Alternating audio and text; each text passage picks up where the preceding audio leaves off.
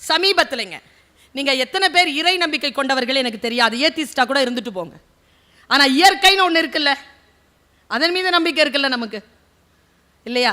அதன் மீது நம்பிக்கை இல்லாமல் இருக்க முடியாது. லா ஆஃப் அட்ராக்ஷன் ஒன்று இருக்குங்க. நான் சொல்கிறேன், நீங்கள் தேடி போங்க. இது இறை நம்பிக்கை சார்ந்தது அல்ல, இது பியூரா தொழில்நுட்பம் சார்ந்தது. நீ எதை தேடிக்கொண்டிருக்கிறாயோ அது உன்னை தேடுகிறது. நான் இதை பல தடவை சொல்லியிருக்கேன், யாரும் இதை நம்ப மாட்டீங்க. ஒரு ஸ்கூலில் காலேஜில் போய் ஃபஸ்ட் இயருக்கு பேசிட்டேன் தோழர், 17 years, அப்போ தான் +2 முடிச்சுட்டு வந்திருக்கான். சொன்னேன், பாரு நீங்கள் இன்ஜினியரிங் சேர்ந்துருக்கிற, நீ ஜெயிச்சு பெரிய ஆளாக வரணும், நீ எதை தேடிக்கொண்டிருக்கிறாயோ அது உன்னை தேடுகிறதுன்னு சொல்லிட்டேன். ஒருத்தன் எழுந்து கத்துறான், நிஜமாவா மேடம்? நம்பலாமா மேடம்? நான் எதை தேடுகிறேனோ அது என்னை தேடுகிறதா? நானும் 3 வருஷமாக தேடிட்டு இருக்கேன். ஏய், நான் சொல்ல வந்தது வேறப்பா. விழுந்துருவோமானா விழுந்துருவீங்க. ஏன்னா விழுந்துருவோமோன்றதுக்கு நீங்கள் தேடிட்டு இருக்கிறீங்க, விழறதுக்கான விஷயம் உங்களை தேடிட்டு இருக்கு, அவ்வளோதான். தோத்துருவேன். எச்சரிக்கையாக இருக்கலாமே தவிர அச்சப்படக்கூடாது. எதன் மீது நீங்கள் ரொம்ப ஆழமா நீங்க பதிவு செய்கிறீர்களோ அந்த பதிவு உங்களை வந்து சேரும். உண்மை இது. நீங்க அதை எதுவா வேணாலும் வச்சுக்கோங்க. சமையல் சிறப்பாக இருப்பதற்காக தான் காரணம், நல்லா தூக்கம் வரதுக்காக தான் காரணம். எனக்கு பல நேரங்களில் புரியறது இல்லை. இன்னைக்கு கூட ஒரு அம்மா சொல்லுச்சு, என்கிட்ட ஒரு புக்கு பரிசு கொடுத்துச்சு, உங்கள் பேச்சை கேட்காம நான் தூங்குறதே இல்லைங்க. சொல்லும்போதே அந்த அம்மா கண்ணிலலாம் கண்ணீர். ரொம்ப நன்றி மேடம். 10 வருஷமாக கேட்குறேன் சார் இந்த வார்த்தையை. ஒரு நாள் கண்ணாடிக்கு முன்னால் போய் நின்று என் பேரை நானே சத்தமாக கூப்பிட்டு நான் இந்த வார்த்தையை கேட்டேன் கண்ணாடியில். தூங்க வைக்கவா பேசுகிற? தூங்குறேங்கிறாங்க அவங்க. உலகத்தில் எல்லா பெண்களும் கேட்டு பாருங்களேன், என் பேச்சை கேட்குறவங்க. உங்கள் பேச்சை கேட்காம நான் தூங்குறதே இல்லைங்க. உங்கள் பேச்சை என்னதான் ரகசியம் அது அப்படின்னு பார்த்தா, ஒரு பொண்ணு சான்யோன்னு ஒரு பொண்ணு துபாயில் இருக்கிறா, அவள் தான் எழுதியிருந்தா, இங்கிலீஷில் எழுதியிருந்தா. அதை அவள் சொன்னா, நீ ஆன்மாவுடன் பேசுகிறாய், உன் உயிரில் இருந்து பேசுகிறாய், அதில் பொய்யை கண்டுபிடிக்க முடியவில்லை. உனக்கு தெரியுமா உன் பேச்சு என்பது ஒரு தூக்க மாத்திரை? நீயுமா? சொல்றா, காலையிலிருந்து இந்த உலகம் உன்னால் ஒன்றும் முடியாது, நீ எதற்கும் லாயக்கற்றவள், நீ வெறும் உழைத்து போட மட்டுமே லாயக்கானவள், நீ எதற்குமே சரியாக வரமாட்ட, நீ தோற்று போகவே பிறந்தவள், நீ என்னை நிராகரித்து என்னை கசக்கி பிழிகின்ற பொழுது என் ஆற்றலெல்லாம் வீணாக போகிறதே என்ற மன உளைச்சலில் தூக்கம் வராமல் நான் தவித்து படிக்கின்ற பொழுது இந்த தொலைபேசியில் நீ தோன்றுகிறாய். நீ சொல்கிறாய், இந்த உலகத்திலேயே பேரழகானவள் நீதான், உன்னுடைய ஆற்றல் தான் உன் வாழ்க்கையை வடிவமைக்கப் போகிறது, நீ தோற்கக்கூடாது, நஷ்டம் வரலாம், வாழ்க்கை எதிர்கொள், நாளை விடியல் உனக்காகத்தான் என்று நீ சொல்லுகின்ற பொழுது என் மனம் அமைதியாகிறது. நான் அடுத்த விடியலுக்காக காத்திருக்கின்ற பொழுது ஆழ் மன உறக்கத்தில் போகிறேன். ஒரு பாயிண்ட் இருக்கு, வாசிப்பு நம்மை ஆழ் மனதிலே சில எழுச்சியை வரவழைக்கும், சில அமைதியை வரவழைக்கும். சில முடிவுகளை எடுப்பதற்கு முன்னால் நமக்கு சில வார்த்தைகள், சில வாசிப்புகள் அவசியம். இந்த உலகத்தில் மிகப்பெரிய கிரிக்கெட் வீரன் வெஸ்ட் இண்டீஸ், அவன் சொல்றாங்க, நான் 300 பக்கமாவது ஒரு மாதத்திற்கு படித்து விடுகிறேன். வாசிக்கின்ற பழக்கம் கொண்டவர்களுக்கு முன்னால் இருக்கின்றவர்களுடைய பேச்சு எப்படி இருக்கிறது, ஏன் இப்படி இருக்கிறது என்பது புரிந்து போகும். நான் இப்படி சொல்றேன், நான் வாசிப்பாளரும் ஸ்போர்ட்ஸ் ரெண்டுத்துலேயும் நான் இருக்கிறவர். நான் சொல்கிறேன், இந்த ரெண்டுத்தில் தான் 100% நீங்கள் இருக்க முடியும். ஓட்டப்பந்தயத்தில் ஓடும்போது வேறு எதை பற்றியும் யோசிக்க முடியாது, புத்தகத்தை வாசிக்கும் போது வேறு எதை பற்றியும் யோசிக்க முடியாது. 100% நீங்கள் இருக்க முடியும்னா வாசிப்பில் தான் நீங்கள் இருக்க முடியும். லா ஆஃப் அட்ராக்ஷன்ற ஒரு விஷயத்தை நான் சமீபத்தில் நினைத்து பார்த்து நான் உருகுகிறேன். மனதை தூய்மையாக வைத்துக் கொள்ளுங்கள், ஆழமான எண்ணங்களில் உறுதியாக இருங்கள். நான் உங்கள் எல்லாரையும் பார்த்து கேட்குறேன், எத்தனை பேருக்கு கார் ஓட்ட ஆசைங்க? இல்லை, வெக்கப்படாதீங்க. அதுவும் எப்படி தெரியுமா சார்? ஆடி கார் இல்லை, ஒரு பென்ஸ், மெர்சிடிஸ் பென்ஸ் ஒரு 80-90 வச்சுட்டு நல்ல சத்தமாக ஸ்டீரியோ போட்டுட்டு நல்ல கூலிங்கோட ஒரு வெஸ்ட் கோஸ்ட் ரோட்டில் எந்த ஒரு டிஸ்டர்பன்ஸ் இல்லாமல் அப்படியே ஓட்டிகிட்டு போனோன்னு எத்தனை பேருக்கு ஆசை? நல்ல கை தூக்குங்க. ஏன்னா நிறைய எல்லாருக்கும் ஆசை தான். ஏன் தெரியும், எங்கே தெரியுமா பிரச்சனை? இப்படி யோசிக்கிறவங்க தான். நம்ம சின்ன வயசுலேருந்தே நமக்கு யோசனை, சின்ன வயசுலேருந்தே நமக்கு கார் ஓட்டணும்னு ரொம்ப பேருக்கு ஆசை, வண்டி ஓட்டணும்னு ரொம்ப பேருக்கு ஆசை. ஆனால் என்னன்னா நம்மள 60% டிரைவர் ஆயிடுறோம். ஏன் தெரியுமா? ஆசைப்படுறோம், யார் கார அதை யோசிக்கிறது இல்லை. அதனால அது டிரைவர் ஆயிரும். நாம யோசிக்கும் போது எப்படி யோசிப்பீங்க? டீட்டெயிலாக யோசிங்க. என் காரு நான் சொந்தமாக சம்பாரித்து வாங்கினது, இந்த பிராண்டு, இந்த இது யோசனை வரணும் அப்படின்னு சொன்னாலே, இந்த ஒருமுகத்தன்மை வரணும்னாலே ஒருத்தருக்கு இந்த நவயுக காலத்தில் வாசிப்பு பழக்கம் தேவைப்படுகிறது. என் பையன் சொன்னாங்க, அவங்க அப்பாட்ட 5 வயசில் பல்லார்னு ஏதோ செஞ்சுட்டான்னு அடித்தார். பையன் சூப்பராக சொன்னான். ஒரே வார்த்தை தான் சொன்னான், சைலண்டாக சொன்னான், அழற குரலில் சொன்னான். ஆனால் சொல் முக்கியமானது. எனக்கு கொஞ்சம் விழிப்பு இருந்ததால் கேட்டேன், கோமா இருக்கும்போது அடிக்காதீங்கப்பா. நைட்டு சாப்பாடு கொடுக்கும்போது கேட்டேன், ஏண்டா தம்பி அப்படி சொன்னேன்? தப்பு தான் செஞ்சேன், கோமா இருக்கும்போது கூடுதலாக அடிச்சிடறாருமா. இப்போ புரியுதா? சொல் புரிகிறது இல்லையா? கோபமாக இருக்கின்ற பொழுது தண்டனை வழங்கக்கூடாது. வாத்தியார் கோபமாக இருக்கும்போது பேப்பரை திருத்தக்கூடாது. தெரியுதா இல்லையா? அதுவும் முக்கியமாக யார் மேலே கோபமாக இருக்கிறோமோ அவங்க பேப்பரை திருத்தவே கூடாது. வார்த்தைகள் நமக்கு புரிய தொடங்குகின்றன. இன்னும் ரொம்ப நல்லா சொல்றேன் பாருங்க. யார் கல்வியாளர்கள் தெரியுமா? யார் எந்த டோன்ல பேசினாலும் ப்ரொவோக் ஆகாம இருக்கிறோமோ அவங்க தான் கல்வியாளர்கள். வீரத்துக்கும் வன்முறைக்கும் இருக்குமான வித்தியாசமே அதுதான். ஒருத்தன் ஒரு 2 வினாடி கோபத்தை கட்டுப்படுத்துகிறானா அவன் வீரன். கட்டுப்படுத்த தெரியாதவன் வன்முறையாளன். இப்படி சொல்லித் தருகிறது எனக்கு புத்தகம். எதையோ வாசிக்கிறேன், ஏதோ கொண்டு வந்து என்னை ஒரு இடத்தில் புத்தகம் என்னை சிந்திக்க வைக்கிறது. நான் தலை குனிந்து படிக்கக்கூடிய புத்தகம் என்னை தலை நிமிரச் செய்கிறது. பல நேரங்களில் நான் பார்த்திருக்கிறேன், நான் தோற்ற இடங்கள் எல்லாம் நான் தோற்கக்கூடாத இடங்கள் தான். நான் ஒரு விஷயத்தை சொல்லித்தரேன் உங்களுக்கு. இங்கே அந்த புக்கு இருக்கான்னு தெரியல. கெவின் ஒருத்தர் எழுதின புக்கு, பிளைண்ட் ஸ்பாட் அப்படின்னு புக்கு. முடிஞ்சா தேடி எடுத்துக்கோங்க இருந்தா. வாழ்க்கையில் ஒரு தவறு செய்துவிட்டு 33 மாதங்கள் சிறையில் இருந்த ஒருவன் எழுதிய புத்தகம் பிளைண்ட் ஸ்பாட். அவன் எழுதுறான், இந்த தவறை நான் செய்யாமல் இருந்திருக்கலாம், ஆனால் நான் செய்யாமல் இருந்திருக்கக்கூடிய சூழலை என் மனம் ஏற்றுக்கொள்ளவில்லை, நான் அந்த தவறை செய்துவிட்டேன் அப்படின்னு சொல்லிட்டு பிளைண்ட் ஸ்பாட் அப்படின்னு ஒரு விஷயத்தை அவன் பட்டியலிடுறான். 18 பட்டியல் போடுறான். அந்த பிளைண்ட் ஸ்பாட்ல நீங்க பார்த்தீங்கன்னா கரும் புள்ளி, குருட்டு புள்ளி, கண்ணுக்கு தெரியாது. நீங்க காலையில் ஏதாவது தேடுவீங்க, கிடைக்காது. உங்க வீட்டில் கேட்பீங்க, எங்கம்மா வச்ச? அங்கதான் இருக்கும், தேடுங்க. இப்போ அங்கதான்றது எங்கன்னு நமக்கு தெரியாது, தேடிக்கிட்டே இருப்போம். பிளைண்ட் ஸ்பாட் இங்க தானே இருக்கு, ஐயோ இங்க தான் இருக்கா, எனக்கு தெரியவே இல்லை. Blind spot. அந்த பிளைண்ட் ஸ்பாட் எந்தெந்த வகையில் வருகிறது என்று பட்டியல் போடுகிறான். செலிபிரிட்டி பிளைண்ட் ஸ்பாட்னு ஒன்று இருக்குங்க. ஒருத்தவங்க வந்து சொல்றாங்க, நான் சொல்கிறேன் உங்கள் நகைகளை இங்கே அடகு வையுங்க. சொல்றவர் பெரிய நடிகர், செலிபிரிட்டி. வெள்ளையா இருக்கிறவன் போய் சொல்ல மாட்டான், இங்கிலீஷில் பேசுகிறவன் புத்திசாலி. இதெல்லாம் நமக்கு ஃபீட் பண்ணியிருக்கு.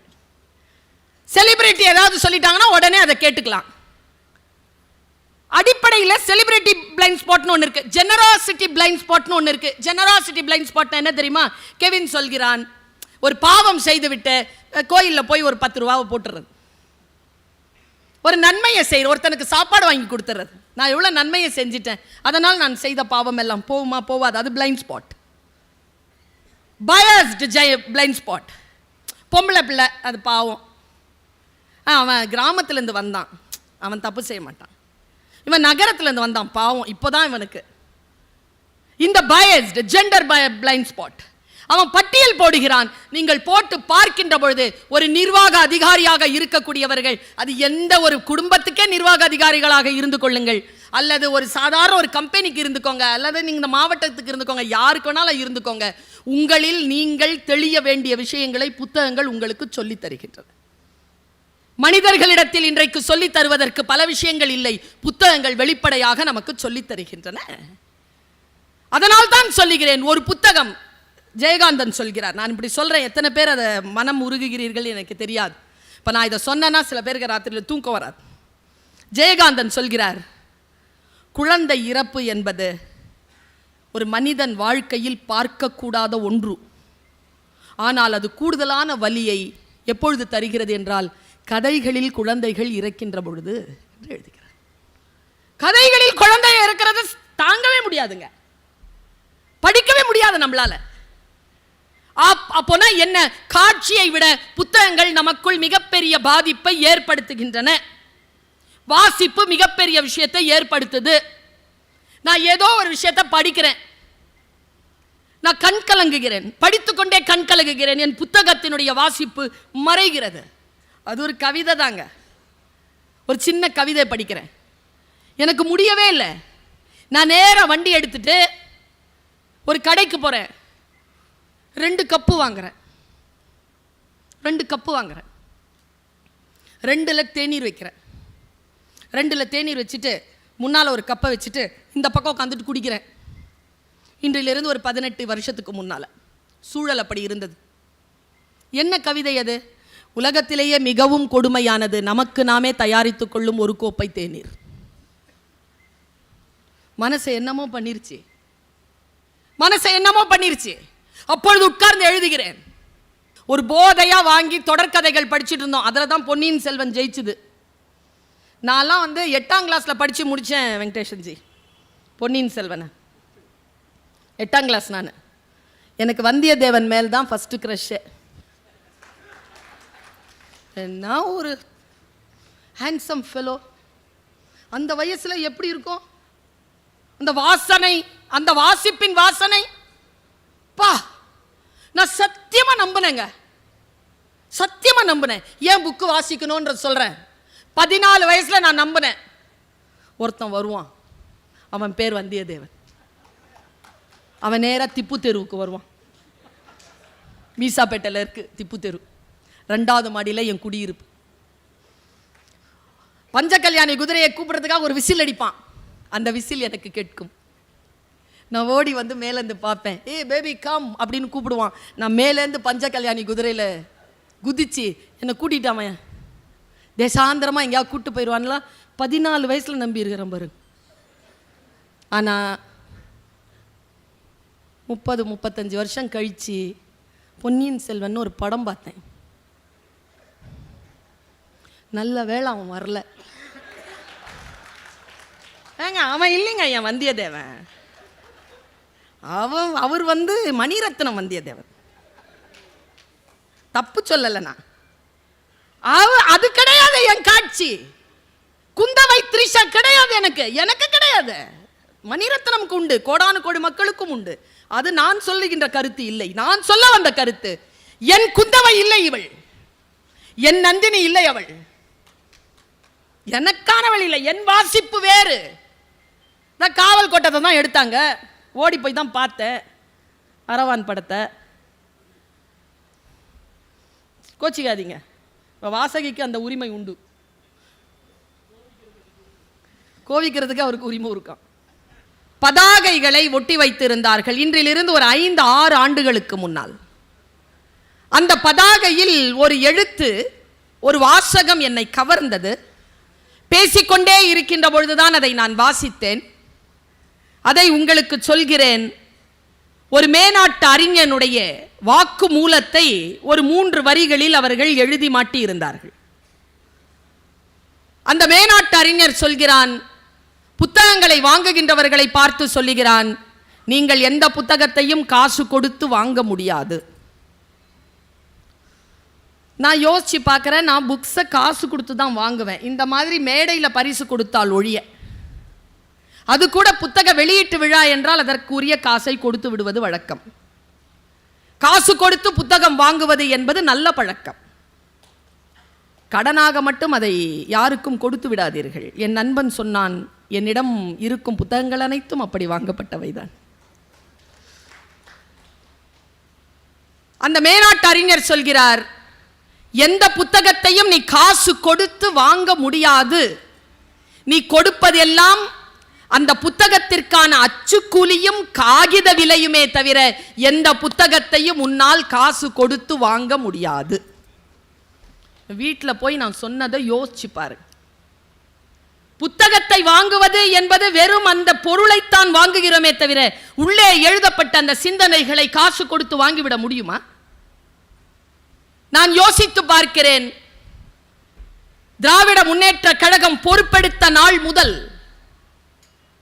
இந்த 2 ஆண்டு காலமாக பார்க்கிறேன், தமிழ்நாடு முழுக்க இருக்கக்கூடிய மாவட்டங்களில் புத்தக திருவிழாவை மிக முனைப்போடு நடத்துவதற்காக ஆணையிட்டிருக்கிறது என்றால் என்ன அர்த்தம்?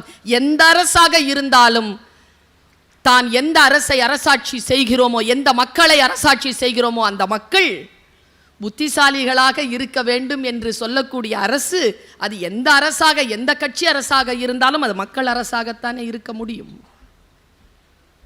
நமக்கான புத்தகங்களை இங்கே விரித்து வைத்திருக்கிறார்கள். புத்தகங்களை வாசிக்கின்ற பொழுது அது ஒரு கலைதான். புத்தகங்களை வாசிக்கிறதுங்கிறது ஒரு கலை. சமைக்கிறது எப்படி ஒரு கலையோ, பரிமாறுவது எப்படி ஒரு கலையோ, அப்படி புத்தகத்தை வாசிக்கிறது ஒரு கலை. எனக்கு தெரிஞ்சு எல்லாரும் காசு போட்டு புக்கு வாங்குவோமே தவிர வாங்குற புத்தகத்தை எல்லோரும் படித்து முடித்து விடுவதில்லை. நம்முடைய வீடுகளில் இருக்கக்கூடிய அறைகளில் இருக்கக்கூடிய புத்தகங்கள் அனைத்தையும் நான் வாசித்து விட்டேன் என்று சொல்லக்கூடியவர்கள் இங்கே யாரும் இருக்க மாட்டார்கள் என்பது என் துணிவு. நான் என்னுடைய 70 ஆண்டுகள் கழித்து ஒருவேளை நான் உயிரோடு இருக்கக்கூடிய வாய்ப்பு இயற்கை எனக்கு தருமேயானால் இந்த கண்கள் மட்டும் பத்திரமாக இருக்க வேண்டும் என்று நான் இயற்கையை வேண்டுவேன். ஏனென்றால் படித்து முடிப்பதற்கு அத்தனை புத்தகங்கள் காத்திருக்கின்றன. யோசித்து பார்த்தால் புத்தகங்கள் என்ன செய்துவிடும்? புத்தகங்களை ஏன் வாசிக்க வேண்டும்? வாசிக்கின்ற பழக்கம் குறைந்து வருகிறது என்று ஒரு கணக்கீடு சொல்கிறது. புத்தக விற்பனை அதிகமாகிறது, புத்தகம் வாசிப்பது குறைகிறது. இது என்ன முரண்பாடு? ஏதேனும் ஒரு புத்தகத்தை பார்த்தவுடன் அந்த புத்தகத்தை என்று வாங்கி விடுகிறோமே தவிர அதை படித்து முடிக்கின்ற ஆளுமை நம்மில் சில பேருக்கே உண்டு. ஒன்று சொல்லுகிறேன், பெண்களுக்கு சொல்லுகிறேன், புத்தக வாசிப்பை கையில் எடுத்துக்கொள்ளுங்க. அப்போதான் முன்னால் இருக்கிறவன் என்ன பேசுறான்னு நமக்கு புரியும். பல நேரங்களில் முன்னால் இருக்கிறாள் பேசுறது நமக்கு புரியறதில்லை. ஊரிங் அப்படிங்கிற ஒரு வார்த்தையை கேள்விப்பட்டேன். நான் என்னடா இதுன்னு தேடி பார்த்தேன். பெண்களுக்கு எக்ஸ்க்ளூசிவா சொல்றேன். இருக்கிறீங்களா? ரொம்ப எக்ஸ்க்ளூசிவா சொல்றேன். ஏ பெண், சரி வேற யார வேணாலும் வச்சுக்கோங்க. ஏ பின்னு ஒருத்தன் இருக்கிறான், இல்ல ஒருத்தி இருக்கிறா. ஏவை ஏமாத்துறாங்க, நல்லா ஏமாத்துறாங்க, அன்பு வச்சு ஏமாத்துறாங்க. அவங்க எப்படிலாம் ஏமாறுவாங்களோ அப்படிலாம் ஏமாத்துறாங்க. இந்த ஏலியும் பிலியும் யார் வெட்கப்பட வேண்டியவர்கள்? யாரு? பி தானே. ஏன்னா பி தான் ஏமாத்துறான். சரி, இது ஏக்கு தெரிஞ்சு போச்சு. ஏ தன்னுடைய வேலையை பார்க்க ஆரம்பிச்சிட்டாங்க. கொஞ்சம் காலம் போகுது. இந்த பி என்ன பண்ணுது? மறுபடியும் ஏ கிட்ட வருது. ஏ கிட்ட வந்து அதே வேலையை ஆரம்பிக்குது.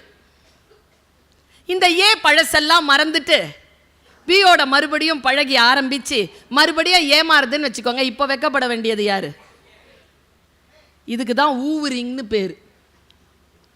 ஒரு புத்தகத்தை வாசிக்கின்ற பொழுது ஒரு சொல்லை நான் கண்டுபிடிக்கிறேன். ஒரு சொல்லை கண்டுபிடித்து அதனோடு பயணம் செய்கின்ற பொழுது வாழ்க்கையில் தடம் மாறுகின்ற பல விஷயங்களுக்கான விளக்கம் எனக்கு கிடைத்து போகிறது. புத்தகம் இதைத்தான் செய்யும். புத்தகம் என்பது என்ன தெரியுமா? அது ஸ்டக் ஆகி இருக்கக்கூடிய ஒரு மோட்டார் பம்பை ஆன் பண்ற மாதிரி. ஆன் பண்ணணும்னா முதல்ல ஒரு சொம்புல இருக்கிற தண்ணியை போடுவாங்க நம்ம அண்ணன்மார்கள்லாம். போட்டு மூடி ஆன் பண்ணீங்கன்னா குபு குபுன்னு தண்ணி வெளியில வரும். முதல்ல எந்த தண்ணி வரும்? போட்ட சொம்பு தண்ணி வரும். அப்புறமா எந்த தண்ணி வரும்? உள்ளிருந்து ஊத்து வரும். புத்தகம் போடப்படுகின்ற சொம்பு தண்ணீர் போன்றது. ஸ்டக்காகி இருக்கக்கூடிய நம்முடைய மனநிலையை அழுத்தி அகற்றி உள்ளே இருக்கின்ற நம்முடைய ஆழமான அறிவை நமக்கு வெளிப்படுத்துகின்ற பேராற்றல் புத்தகங்களுக்கு மட்டுமே உண்டு. நான் சில புத்தகங்களை வாசித்து, முக்கியமா இது ஐயா எழுதி இருக்கக்கூடிய வேள்பாரி எல்லாம் வாசிக்கின்ற பொழுது நாம் இவ்வளவு பெரிய வரலாற்றுக்குரியவர்களா? நமக்கு இவ்வளவு பெரிய பாரம்பரியம் உண்டா என்கின்ற ஒரு சுய பெருமையை அந்த புத்தகம் நமக்கு தருகிறது. அவருடைய காவல் கோட்டம் பார்க்கிறேன். ஆழமாக அதை வாசித்து போகின்ற பொழுது நம்முடைய வாழ்க்கையில் நம்முடைய பாரம்பரியம் எவ்வளவு ஆழமானது, எவ்வளவு விஸ்தாரமானது என்பதனை ஒரு ஆய்வியல் அறிஞராக நின்று கதை வழியாக நமக்கு சொல்லக்கூடியது அந்த புத்தகம் வழியாக நமக்கு வந்து சேர்க்கிறது. நான் இப்படி சொல்கிறேன், ஒரு புத்தகம் என்பது வெறும் அரை மணி தியாலத்தில் நாம் படித்து முடிக்கக்கூடிய விஷயமாக கூட இருக்கலாம். ஆனால் அந்த புத்தகம் எழுதுவதற்கு குறைந்தபட்சம் 6 மாதம் ஆகும். 6 மாதம் ஒரு மனிதனுடைய ஆழமான அனுபவம் தான் அரை மணி தியாலத்தில் நாம் படித்து முடிக்கக்கூடிய ஒரு புத்தகமாக நமக்கு வந்து சேர்கிறது. மிகுந்த கண்ணியத்துடனும் மிகுந்த நட்புறவுடனும் மிகுந்த நன்றி உணர்வுடனும் புத்தகத்தை கையில் எடுக்க வேண்டும். சரி, எந்த புத்தகத்தை? நான் இப்படி சொல்றேன், அதிர்ச்சி அடையாதீங்க. இப்போ ஒரு புக் இருக்கு, காலில் பற்றுச்சு, என்னப்பா பண்ணுவோம்? தொட்டு கும்பிடுவீங்களா? சரி, வழிபாட்டு மொழிகள் இருக்கு இல்லையா, சமஸ்கிருதம், அரபி, அதில் ஏதோ எழுதி கீழே ஒரு துண்டு பேப்பர் கிடக்குது, கால் பற்றுச்சு. அந்த மதம் சார்ந்தவர்கள் என்ன செய்வாங்க? எடுத்து, நான் மொழி ஆசிரியை, ஒரு புத்தகத்தை எப்படி வாசிக்கணுங்கிறத சொல்கிறேன். புத்தகத்தை வாசித்தால்தான் பல புத்தகங்களை காலையில் போட்டு மிதிக்க வேண்டும் என்கின்ற நிலையில் சில புத்தகங்கள் இருப்பது நமக்கு தெரியும். சில புத்தகத்தை கிழித்து நெருப்பில் போடலாம் என்பது தெரியும். மொழி என்பது உயர்ந்ததாக இருக்கலாம், ஆனால் அந்த மொழியினுடைய கண்டென்ட் இருக்குல்ல, அதுதான் பார்க்கப்பட வேண்டும். ஒருவேளை அரபியிலோ சமஸ்கிருதத்திலோ கெட்ட வார்த்தை எழுதி போட்டிருந்தாங்கன்னா வாசிக்க தான் தெரியுமே தவிர பொருள் தெரியாது. நம்மில் பல பேருக்கு பொருள் தெரிந்து வாசிப்பது, பல பேருக்கு வாசிக்கவே தெரியாது. வாசித்து பொருள் புரிகின்ற பொழுது நம்முடைய உலகம் மாறுகிறது. நான் இப்படி சொல்கிறேன், ஒரு மிகப்பெரிய அறிஞர்கள் புத்தகத்தை பற்றி என்ன பேசி இருக்கிறார்கள். நான் இங்க வரணுங்கிறதுனால கொஞ்சம் ஹோம்வொர்க் பண்ணேன். 1 கோடி ரூபாய் கிடைத்தால் என்ன செய்வீர்கள் என்று கேட்ட பொழுது ஒரு நூலகம் கட்டுவேன் என்று பதிலளித்தார் மகாத்மா. பெண்களின் கரண்டியை பிடுங்கி விட்டு புத்தகம் கொடுத்தால் போதும் என்றார் தந்தை பெரியார். 1 கோடி ரூபாய் கொடுத்தா என்ன பண்ணுவீங்கன்னு கேட்டதுக்கு இவங்கெல்லாம் இப்படி பதில் சொல்றாங்க. தனிமை தீவில் தள்ளப்பட்டால் என்ன செய்வீர்கள் என்று கேட்ட பொழுது புத்தகங்களுடன் மகிழ்ச்சியாக வாழ்ந்துவிட்டு வருவேன் என்று பதிலளித்தால் ஜவஹர்லால் நேரு.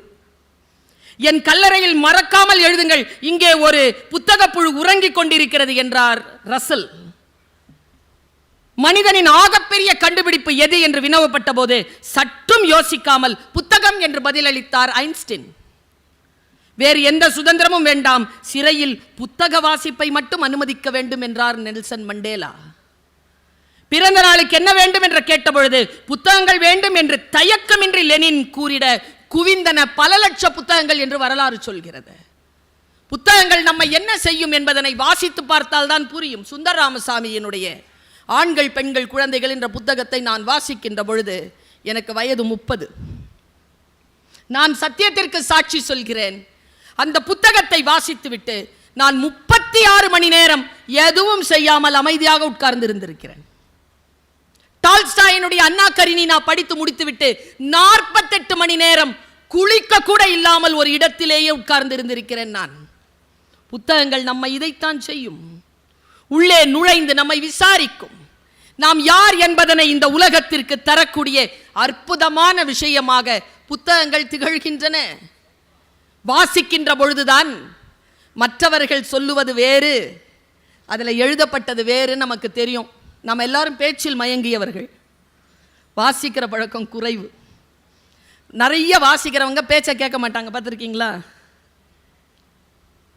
நிறைய வாசிக்கின்ற பழக்கம் யாருக்கு இருக்கிறதோ அவர்கள் யார் பேச்சை கேட்க வேண்டும், யார் பேச்சை கேட்க கூடாது என்று பிரித்தறியக்கூடிய ஆளுமை மிக்கவர்களாக இருக்கிறார்கள்.